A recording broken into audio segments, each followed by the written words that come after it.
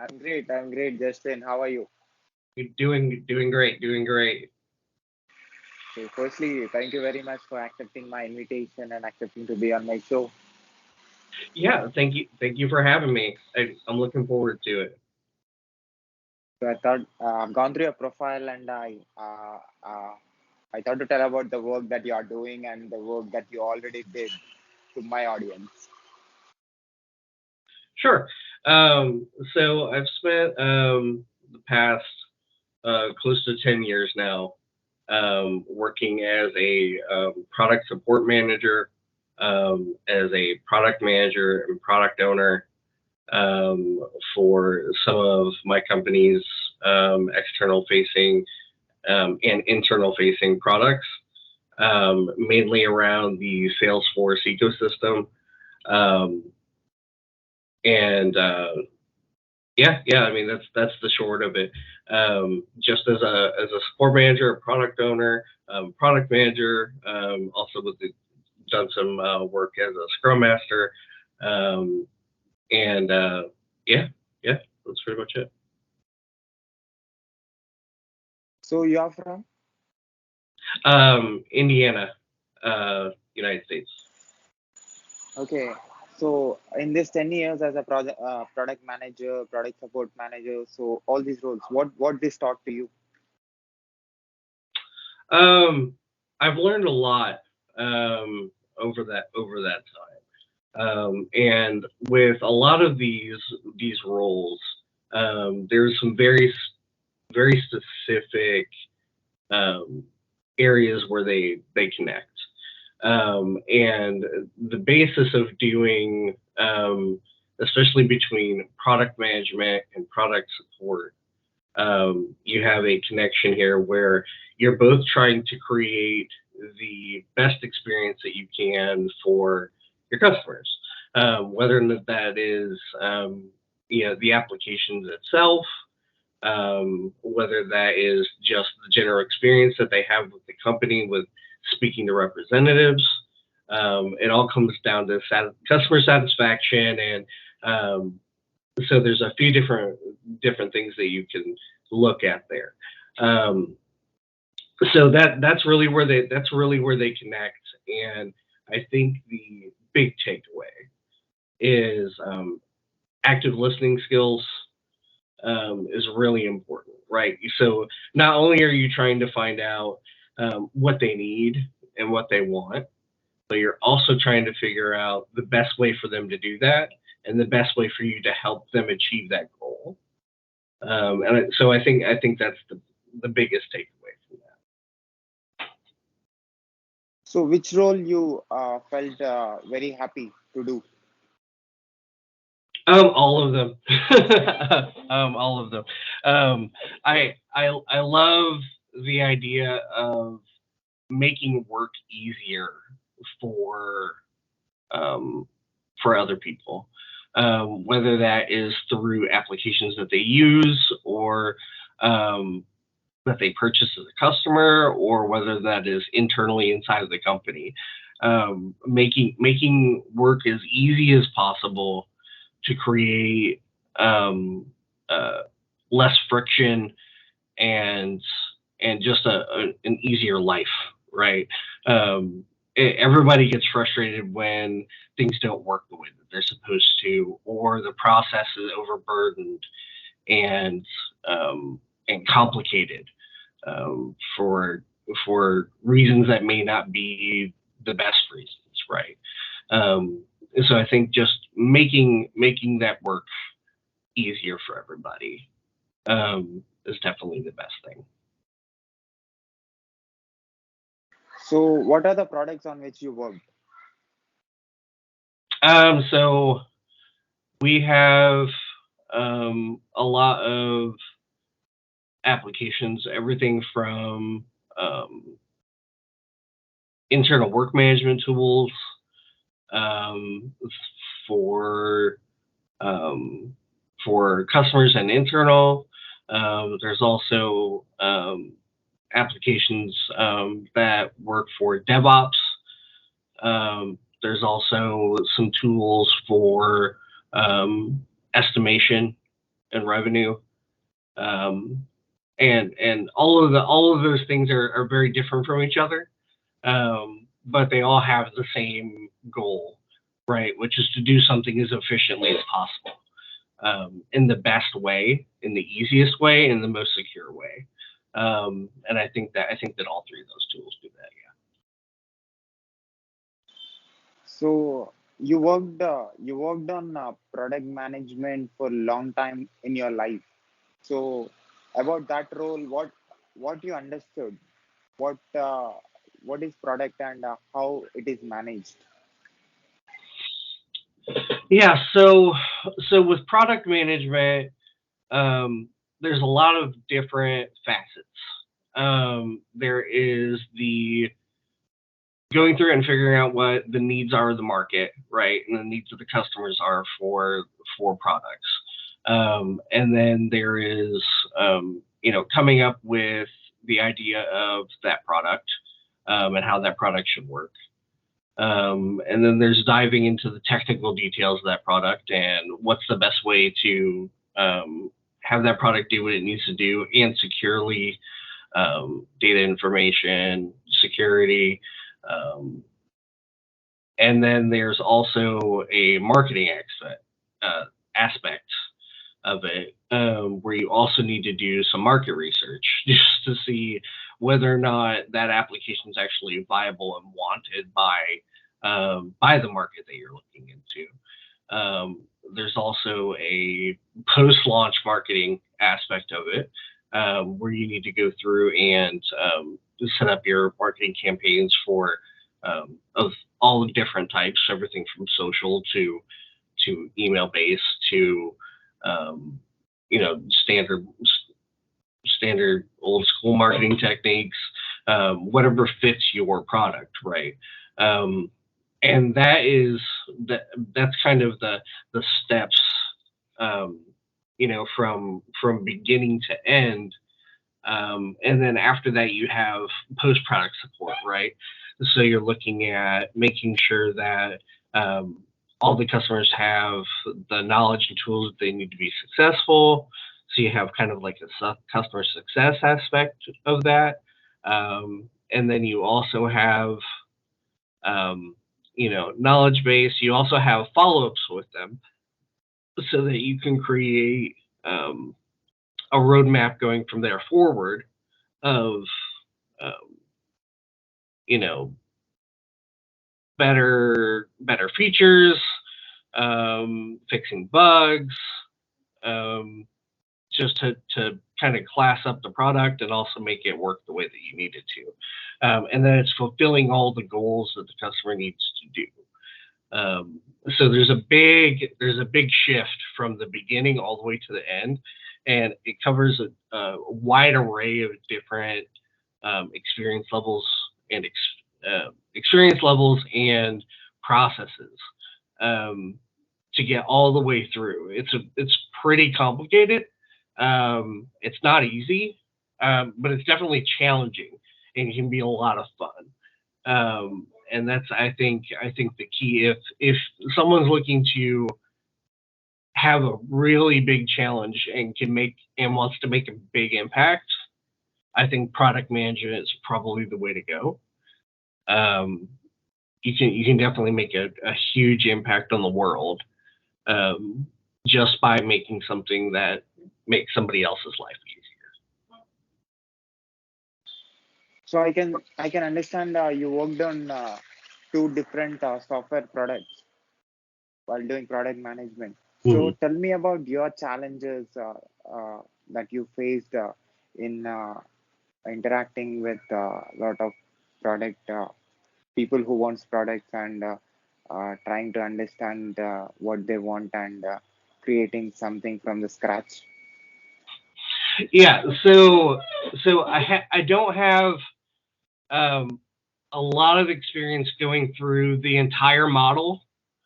Most of my focus has been on the second half of it, right? From that post launch to managing new features to bug fixing through that aspect of it. The first part of it has only been, a small part of what I've done experience-wise. But I would say that the biggest thing, the biggest part of what you're speaking to is the business analysis and product ownership in the agile world, of coming up with the actual details of what the customer needs, right? And that process in itself um, is a very stressful and fun part of it, right? Because you're trying to get people to open up about what their actual needs are, and what they're trying to achieve, and then making those decisions with customers or with partners or with the relevant stakeholders, and being able to come to an agreement on the best way to achieve that result. Um, and it's super fun because you get to interact with lots of different people. You get to see a lot of different points of view. So from individual contributor level. So let's take an example, right? So say if we're looking to create a customer service application for a company that has like a call center, right? So there's lots of different stakeholders with that. So you have the executive team that are looking to reduce costs and create efficiency, right? You have the manager levels who need to, in order to fulfill those executive level goals, need great insight, right? So they may need really in-depth reporting and real-time options on that application to help them monitor what's going on. And then from the, like, let's just say customer service level, those agents need to be able to do a couple different things really well. They need to be able to find information. So like they may need like a knowledge system in place to share information between them. They also need the best way to contact the customer, right? Is that a phone system? Is that a chat system? Is that an email system? Is that some sort of third-party application that that company may need to purchase on the side of it? Maybe they need something like a Zendesk or a Slack on the side to help manage some of those things. So asking the right questions to figure out what those customers or what each of those stakeholders need, and then coming up with that overall solution is difficult and fun. And I think that's one of the things about technology, and about one of the things of the ecosystem that we all kind of work in, is finding the challenging things that are fun. And business analysis and product ownership, which is kind of that area, is definitely probably one of the most fun parts, at least to me. So product management, and you also worked as a work for product support. So what is the relation between both? Yeah, so there's one product that I had a product ownership and product management level experience on, and was also the product manager for, the product support manager for.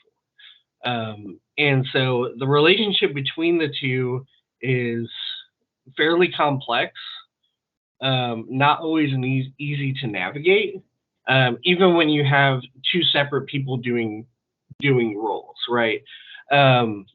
So from the business side of it, from the product management side of it, you are trying to deliver the best experience that you possibly can.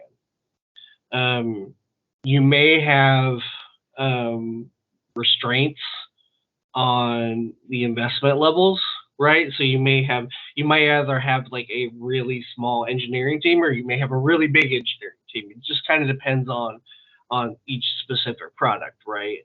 So that can influence the quickness in which the company can respond to inquiries for new features and issue resolution and things of those natures. The main key of the relationship between those two in regards to product support is your product support team is your eyes on the ground.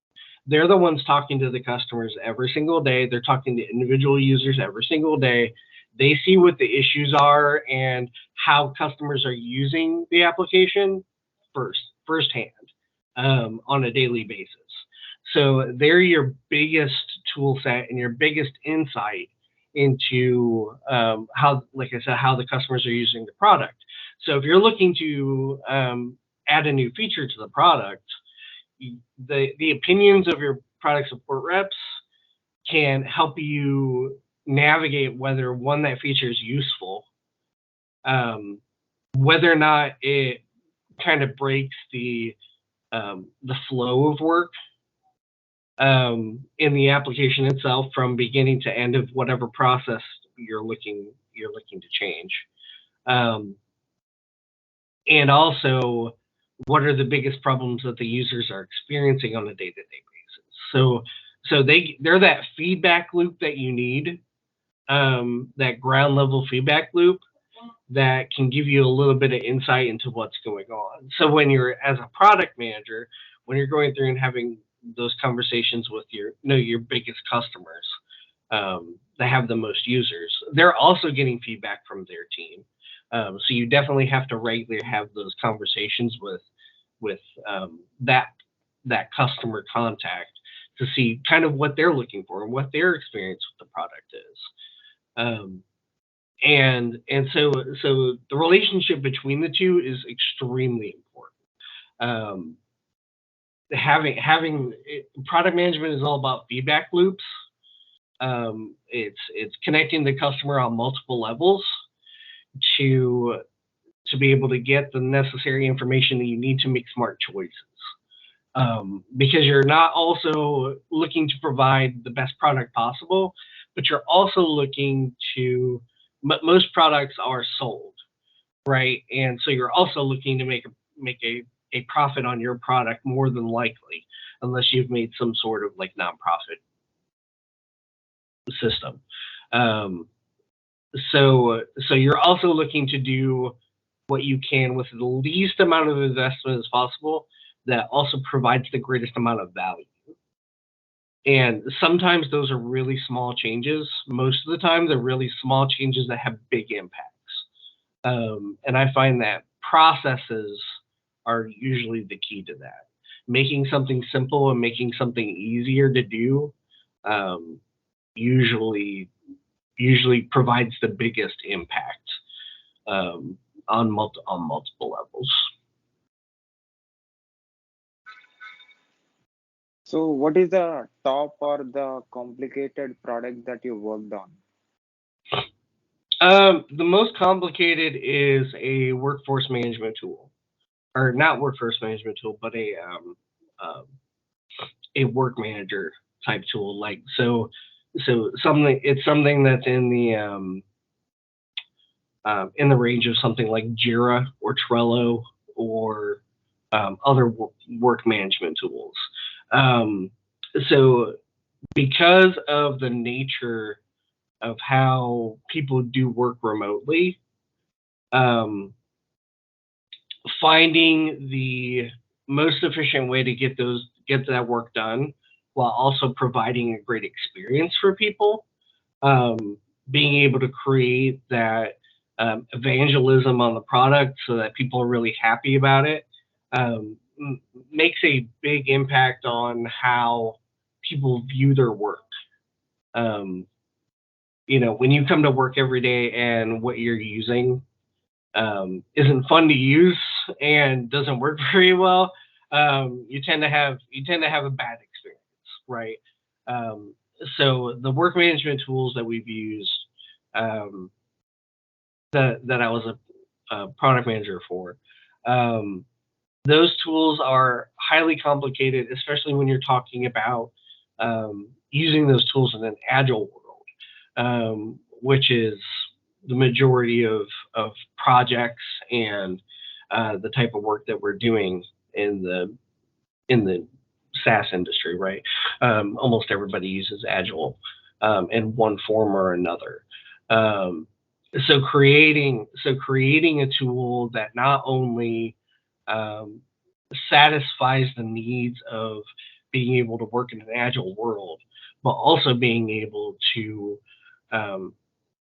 efficiently process information from ideation into released finished product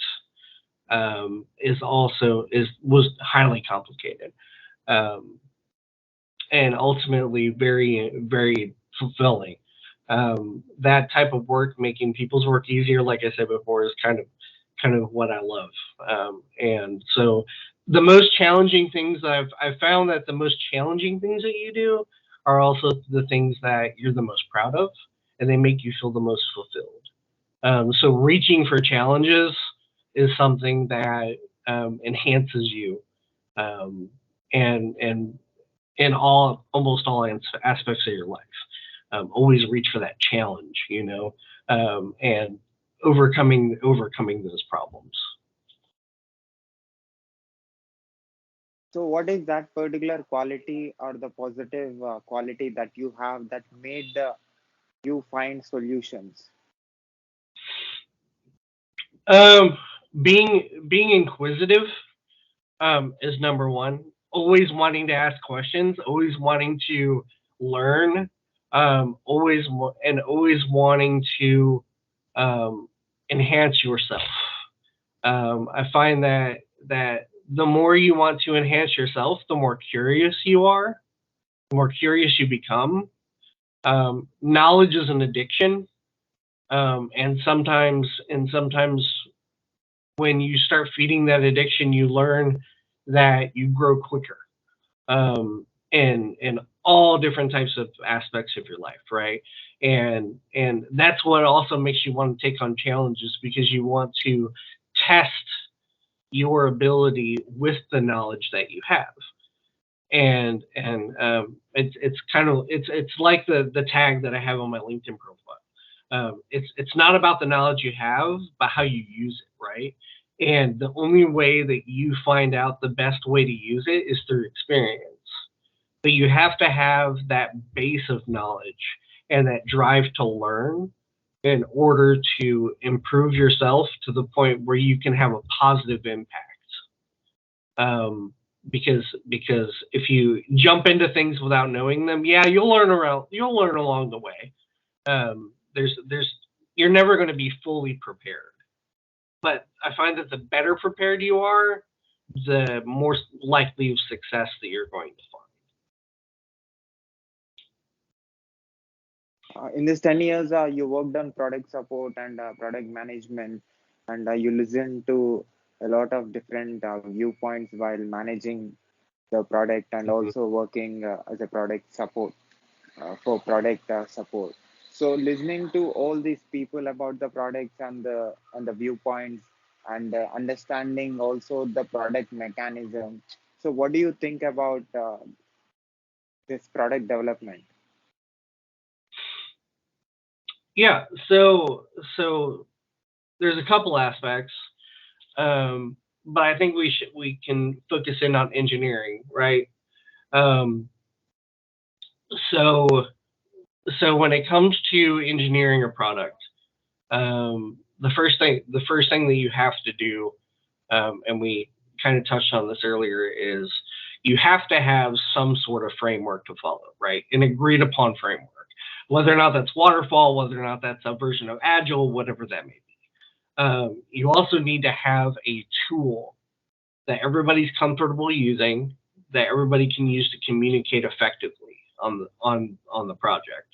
Um, and that's what's going to set your base, your base for success.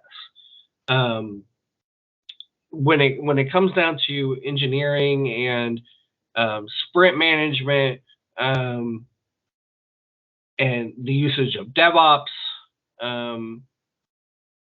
I think the keys are when you start something. Say we're starting a whole new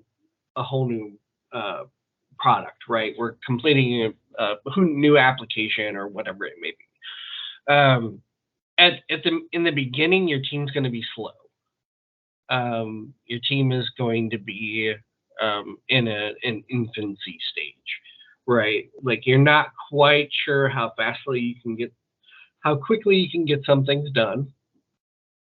You also have to make sure that you have the right backgrounds to be able to accomplish the things that you want when you've decided on whatever technology it is that you're using for the application. And then from there, you need to be able to set standards for code, right? So you need to be able to make sure that everything that you're doing is at a high quality, not only to prevent bugs and issues, but also just to make sure that going forward with the process of adding on or solving problems that may arise in the future, that it's easier to do so. And that you're set up for that longevity. So there's a bit of setup, but from there, I think motivating and being on the side of your engineering team is what's the most important. When somebody has a question and maybe they don't quite understand what a feature is supposed to do or how it fits in, or they can't, they may not be able to just wrap their mind around a process or whatever it may be. Being there for them, and being a good team member, and being respectful of other people's time, and just those things that make you a good coworker and a good employee are things that are necessary in order to help engineering be as good as it is. We rely on the engineers themselves to be experts, right? They're the experts in what they do, and you have to trust people to be their best person, and be able to work in the way that best suits them, and also rely on and trust them to know that they know what they're doing. And sometimes less direction is better than more direction. Sometimes you need to be able to say, okay, like, let's do it this way, because that's just maybe somebody thinks that's the best way to do something. But sometimes you just need to trust your engineers that they know what they're doing, and that they're going to be forward looking, because they want to, engineers always want to work with the newest technology. They're curious by nature. They find what is the best way for them to do their work, and allowing them to do that is really important, especially from a product management perception. And knowing that you're always going to be there to answer questions that they have around, like, what's the desired functionality, those types of things. When they can rely on you, they're going to feel empowered. And if you allow them to do the good work that they are already doing, without, your head over their shoulder and kind of directing them how to do their jobs, they're going to give you a better outcome. And they're going to have a better experience at work. So you're going to have less turnover within your engineering teams. And a stable engineering team over a long period of time is much more effective than, if you were running into like an attrition problem or something, and you have to switch people out a lot. So trusting people to do their job well, and trusting them that they know the best option without having to be right over them all the time, I find is the best way to enable the engineering team to succeed. So right now you're working as a product support and IT manager with Wipro Salesforce practice, and you are into this position for 2 years, 10 months. And what you're learning in this process? Um, well, the biggest thing. Well, let me make sure I say this at some point. But what I say isn't the reflection of the company, right? It's just these are just my own thoughts and opinions. And I think the biggest thing that I've learned um, working with the team is that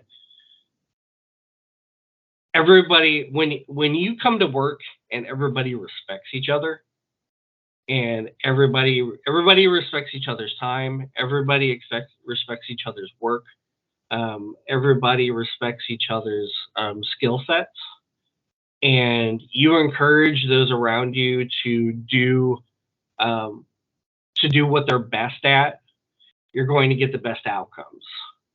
And the biggest takeaway is creating a team environment where everybody is as happy as possible. Everybody is as encouraged to grow and succeed in their own right, and then to come together and work on a product that will create as many people as possible to have that same experience. Um, Feeling when you love what you do, and you put that effort into something together as a team, you're going to find that the product that you create and the product you work on, the product you support, um, is better. Um, and that's probably the biggest thing that I've learned. Awesome. And before this, you worked at Prerio. Yeah, so Aperia was a Salesforce consultancy that was purchased by Wipro. Um, I think it was 5 years ago now, something like that. So before I worked at Wipro doing the exact same thing. It's kind of the exact same roles. Um, Starting off as just a product support agent, and then moving into um, the different roles as I grew, and as the business needs changed. Um, and I mean it's been a good experience. It's a good learning experience. Um, Going from a more of a uh, well-known, slightly more boutique version of a company to joining into a much larger company. Um, there's a lot to learn from from a bigger company that's more established for a longer period of time. There's a lot to learn from them, and like I said, learning. I mean, learning's the foundation of everything. So it's been good. So I can see you worked there for 5 years, 5 months. The roles are senior product support engineer, product support engineer. So how this work experience is contributing to you in your present role? Yeah, so now I spend most of my time as the product support manager, where I'm also doing a lot more internal support as well, not just with our applications, but also like our practice level. And so it all comes back down to learning a couple things. Learning compassion is really big. You need to be able to not only sympathize but also empathize with your end users, whether or not they're internal or external, um, and provide the best service that you possibly can every day. Um, and since I love so much just to make other people's work lives easier, it comes pretty easy. Like that's my goal, no matter which of the roles I'm playing, which could be a different day. Um, each one of them comes down to the same thing, and that's just to make other people's lives easier. And when it comes down to, when somebody's having a problem, I want to solve that problem. I want to make sure that my team can solve that problem. I want to make sure that the product managers and the product owners and the developer team know what that problem may be, so that they can solve it. They can come up with a way to not only maybe fix like a present issue, but also maybe change the direction of the product so that those types of issues just become irrelevant.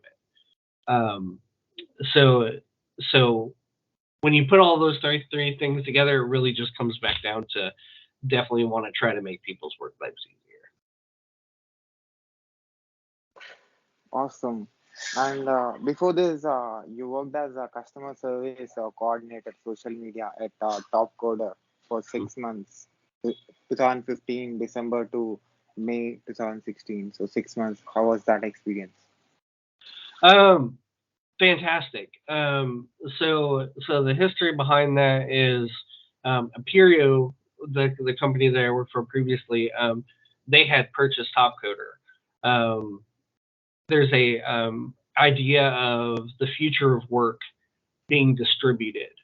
So instead of maybe hiring on staff engineers that are on salary, you could expand your reach and expand your um, expertise, maybe in technologies that your company is not familiar with, or maybe doesn't have a lot of people on staff for. And you could find that in the developer ecosystem. So there's a lot of people that like to work on contract, right? They don't really want to uh, work in like a big company that, where 40 to 60 hours a week they're just going straight through code. Maybe things aren't interesting, right? Maybe they like to work on just tons of different types of projects. They don't just want to work on one thing. Or maybe they're a really niche specialist.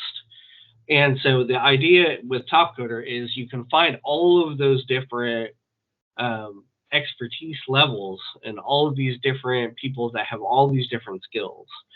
And what you can do is you can create challenges. So a company will come along and say, okay, like this is our budget. This is what we want. Let's see what the developer community comes up with. And then multiple people will create what they think would be the best solution for their problem, or for what they're requesting. And then the customer gets to choose which they like the most. And then the top, I believe at least at the time, it was the top three. Like the top three submissions would wind up getting prize money from the company for doing such a good job. So and then during that time, I spent a lot of my time on the social media side, and in working with our knowledge base, trying to make sure that we had the proper knowledge level to be able to support a community of developers. Our customers are not only just the businesses that need something, but also the developers and the developer community that are constantly submitting things for these projects. So you actually have two customers. You don't just have one, and that can kind of change that dynamic. And so you have a little bit of community management in there, where you're constantly engaging with the engineers and the developers, and getting them excited about projects and things of that nature, and fixing member issues, like profile issues and things like that, because everybody has a profile where they put in like their skill sets and things like that. That's mostly what I spent doing there. And before this, you worked as a product support engineer for 2 years, 9 months, which is in 2013 September to May 2016. Product support engineer at Aperio again. Yeah. So when I first started, we had a number of applications that were I'm losing my words. They were integrated they were integration applications between Salesforce and Google. Um, so like the corporate Google Mail that they used to have back in the day. So you'd have emails, you'd have your contacts, you'd have things like that. Now they have a whole new experience, which is kind of on the same level as like the Microsoft ecosystem or Slack. They have Google has its own like workspace. I think it's called Google Workspace. That didn't used to exist. So what customers often needed was a way to combine their Salesforce and Google data together. So we created an application that would sync contacts, tasks, calendar events between what was in Salesforce and what was in Google. Lots of customers needed that functionality. So one of our applications did that. So it was all about making sure that information was accurate in both systems at the same time on a timely manner. And then the other application was also linking Salesforce and Google together, but linking them in the mail process, right? So being able to open up an email in Google and being able to see the contact record in Salesforce. So you'd be able to constantly update that information without even having to log into Salesforce or vice versa. So if you got an email from a customer from a marketing campaign, you would automatically have their information, like what company they worked for, what their role was. It has a lot of different applications, everything from marketing to sales to real estate agents. Just anybody who needs contact information of the people that they talk to at hand. And those were the applications that I worked on the most at first. So I kind of cut my teeth there. And that was a good experience. Those are very good experience. Some great customers, a great product. And in that is where I learned the connection between something like product management and something like support, because being that frontline person, lots of customer service employees and product support engineers are going to say the same thing, right? Like, well, why doesn't the engineering team do this? It'd be so much better if they did that. All these customers wouldn't have the problems that they have, or like this just works really weird, doesn't make any sense. And being that frontline employee, most people don't go beyond that level. They just think like, well, it's strange, but you can take that as your liftoff point, which is what I did. So instead of just being like, why do they do that? I said, well, let's change this. I want to change this. I want things to be easier. I want things to be simpler. I want things to work well. So starting with that base level knowledge and then using that knowledge to do something. And I think that's the most important role, right? The first role that I had, I think, was the most important role, because you can't be where you're going to be in the future without being where you've been in the past. And I think usually your first role is where you figure that out. You at least figure out that that's not what you want to do, right? One way or the other, you're going to figure out like, this is definitely what I want to do, or this is not what I want to do, and I should definitely be somewhere else. And I think you need to listen to that gut part of you. I can see you have a Slack certified admin at Slack. Yep. Recently, I took the Slack admin certification. It was challenging, definitely challenging, but very worth it. Slack is something that I first started using when I worked at Topcoder. We use Slack internally. It's our tool to communicate, and I fell in love with it right away.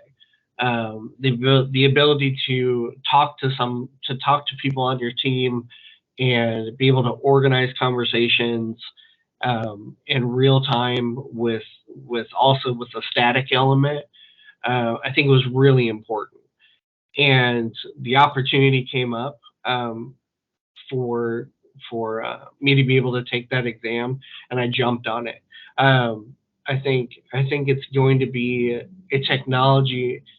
It's a technology that's been around, but now with Salesforce including that technology into their base in their customer 360 platform, I think that it really elevates it, and it's going to reach a lot more people. Um, I think Slack is just as important to their future growth as MuleSoft is.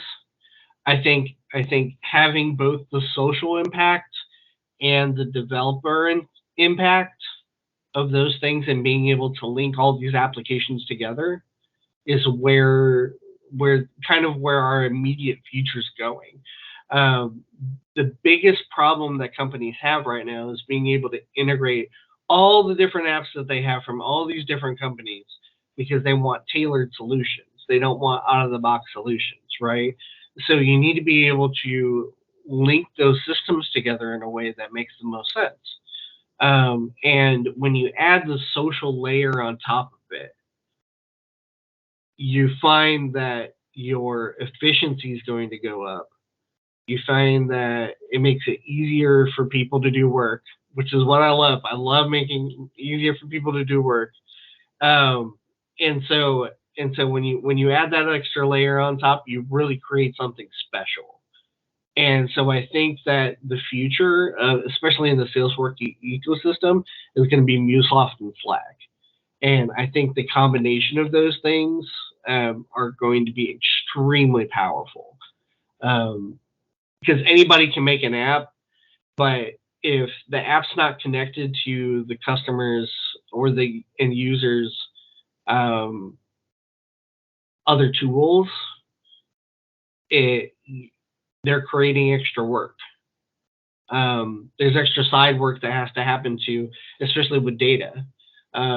Just being able to combine all that data together to get a holistic view of things, or being able to update information quicker. And yeah, so I'm really excited about Slack. I definitely think it's going to be huge.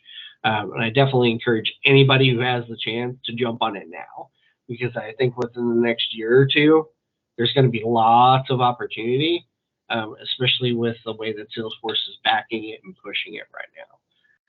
I think it's an alternate path to the standard um, admin role, or even the developer role that exists within Salesforce. Um, it creates another avenue for people to go. Maybe they don't want to work exclusively with Salesforce and they have experience in other technologies. It's going to enable them to do that, and it's going to create great careers. I think there's going to be a lot of careers built on Slack. I can see you also have managed change through collaboration and teamwork certification Well, which one from was that? Udemy. From Udemy, you have managed change through collaboration and teamwork and effective communication skills, stakeholder analysis certifications. Yeah, so with stakeholder analysis is a lot like we were talking about before with being a business analyst and a product owner.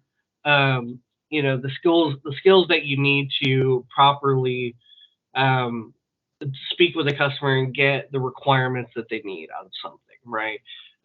They need a specific process. They need specific functionality in an app, things like that.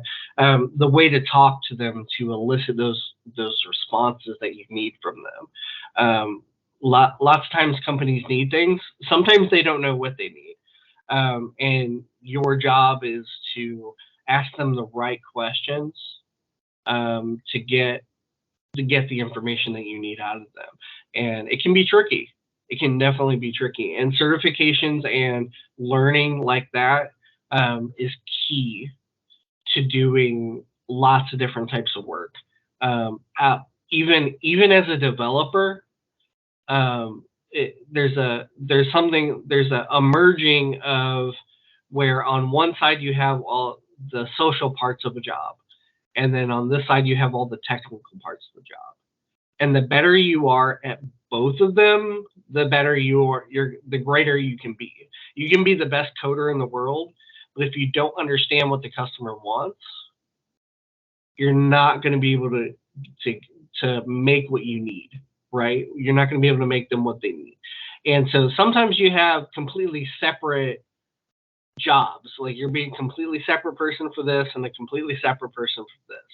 But I think both sides knowing what the other does in a way that's uh,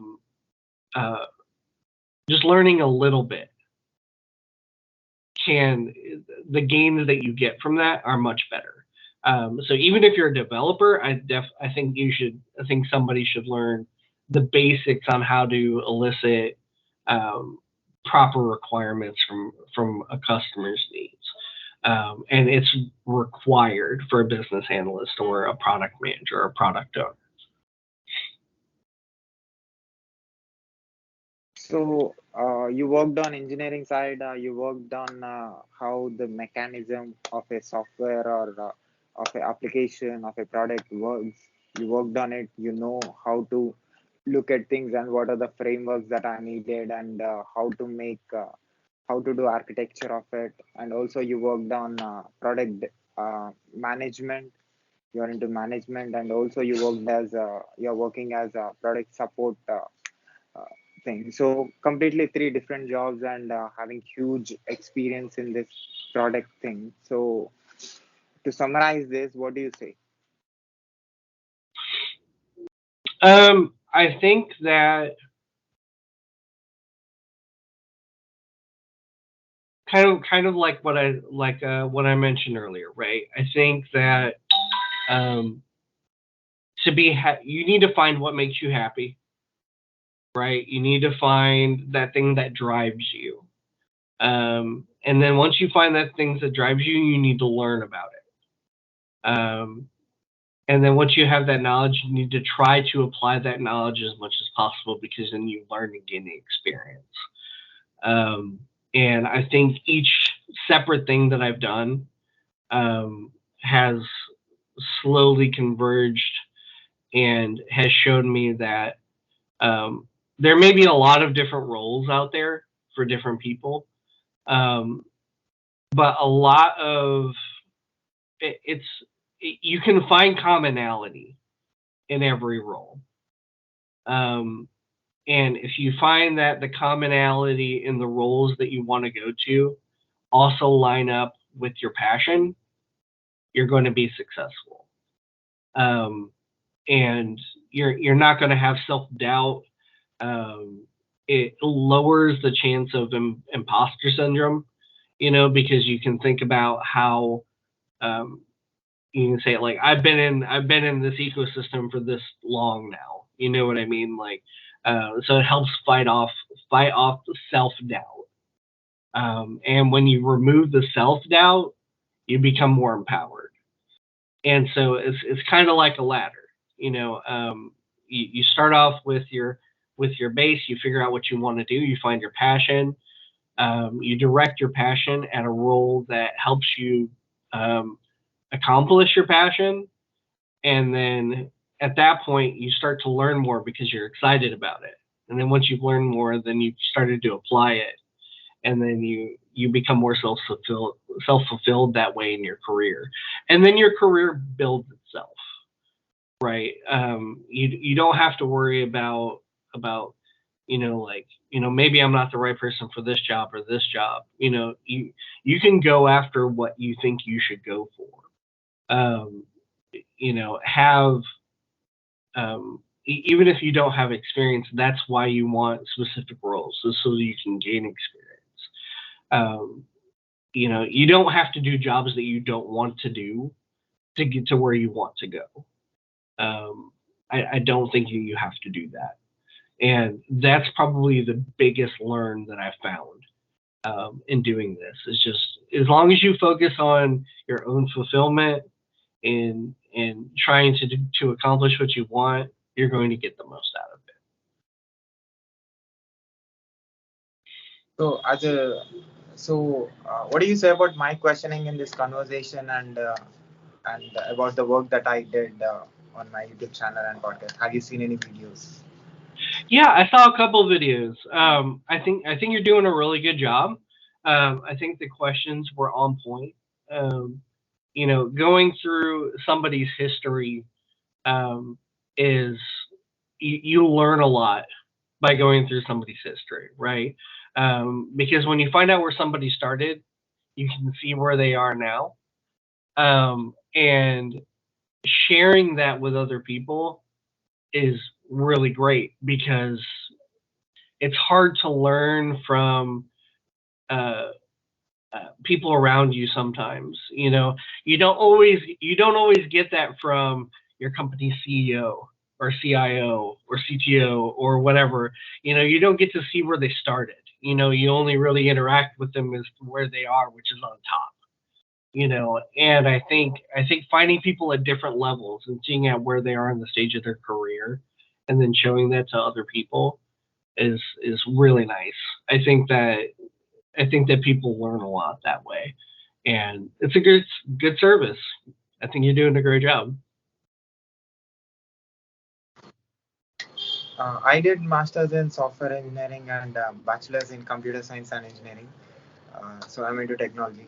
So how this interacting with experts like you who are already in the industry, how product development works, how software engineering works, how um, people are doing different things in different parts of the world. Uh, in the technology. So learning all this and putting in my head how this is going to helpful for me if I work in IT in coming days. Oh yeah, yeah. I mean, I think it's really big for you. It's like I said, you have to get that knowledge, right? You have to soak in that knowledge so that you can make the right decisions, right? I mean, you could have came out of college and gone right into a position doing something, and then you're like, I don't want to do this. I don't want to be stuck doing this for the next 3 4 years or whatever it may be, and this way you get an insight into the type of works that other people do. A lot of problems that people have is coming out of um, um, either in the U.S. it's high school or like the top level school before college, or even coming out of college, and they have no idea what they want to do, or they have no experience in the field that they learned for. So then they come out of school and they go into um, these industries or into specific roles, and they find that they really don't like it, or they're not excited about, like, even in IT, like, maybe they're not as excited about the technology that they thought they were, or maybe there's no future in that technology. I mean, there are some coding languages that nobody uses, that are taught in university. Um, so having that knowledge as you're starting your career is huge because you get to plot your path. And like I said, like having that base level knowledge is so important. And I think you'll go far by having this foresight to do this. You're going to go far, no doubts in my mind. So your last words to the world who is watching and listening to you from anywhere on this planet. Well, that's a lot. That's a big question, right? I think I would go back to the same types of things that I've been talking about. You find your passion, and you work with your passion. Um, there are things that will come along with you working for your passion. If you're worried about your lifestyle or how much money you make, or you're worried about, what your lifestyle is going to be by doing specific jobs, I don't think it's quite as important as being fulfilled. And so find the thing that makes you happy, do the thing that makes you happy, and then find the way to make that part of your goals. whether or not at that point it's financially or whatever it may be. Find the thing that keeps you excited. Find the thing that changes often and keeps you engaged. And the rest of everything else will fall in line. And then you'll have the happy life that you want. At least with your work life, right? I think just finding things that you want to do and things that you want to accomplish that are in line with your self goals is huge, and that's what I'd say is the most important. So definitely your words will help at least one person who are listening, and they will implement it in their life, and you will be the reason for their change or their growth. Yeah, let's hope. So can I put this video on my YouTube channel with your permission? Yeah, sure thing, no problem. Can I also put this audio and video clip on my podcast, website, internet, social media, everywhere with your permission? Yeah. So, do you want me to share any web links of yours with my audience? No, I mean you can share my LinkedIn if you want. Yeah, I'll put in the description. People who find our video on YouTube can see it. So, Okay. thank you, Justin, for your valuable time and for sharing your valuable experience and how you made things possible, and how different things impacted you. Thank you for having me, Sai. It's been great. Thank you so much. So take care, Justin. Thank you again. You too. Bye.